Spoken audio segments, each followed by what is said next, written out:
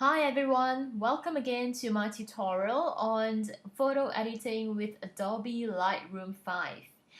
Okay, last lesson we have actually looked at tone curves. We have used tone curves to actually push up the dramatic effect on the photo. And let's have a recap on what happened last week. Alright. On your left here, you are seeing the raw file, which is a file that was out of the camera. I usually like to shoot on raw files because it's not processed. Although the file size is much bigger, but the fact that it's not a JPEG, it's not a processed file, I could easily use the raw file settings to actually fine-tune the photo before I actually process it in either Adobe Photoshop or Adobe Lightroom 5. Okay, this on the left is actually the raw file right out of the camera, and on the right is the file that we have edited after lesson 3. So as you can see, between the left and the right, it really stands out with the photo editing that we have done. Okay, that being said, this week we will look at conversion from a photo color to a black and white photo. Here. First of all, let's go to the slider bar on the right hand side. Okay, so when you slide all the way down, you see this column. You just click on B and W. It's obviously black and white. Okay, now instantly your picture is being transformed into a black and white photo.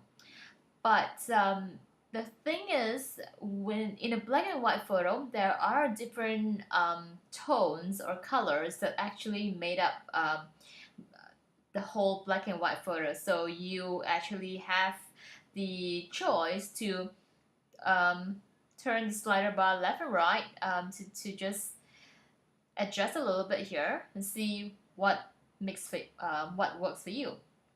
All right, let's start with the red. As you can see the differences from the fine-tuning. So I'm just gonna give him a rugged look. So I'm just gonna turn the red slider bar a little bit more here just to give him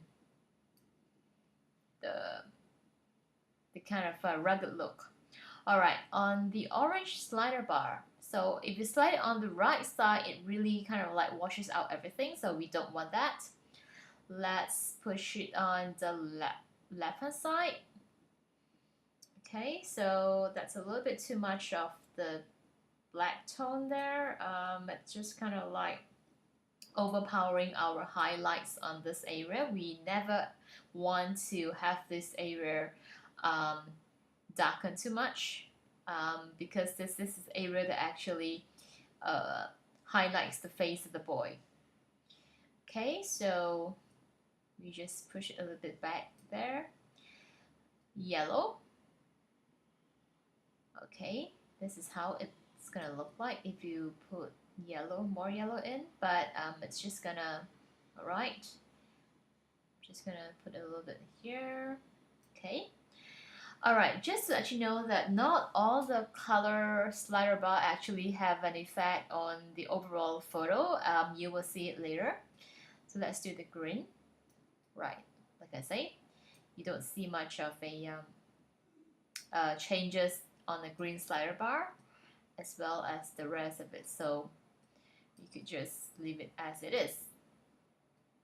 Right, I'm pretty happy with this this output now. Give me a moment, and I will just export this photo into another file.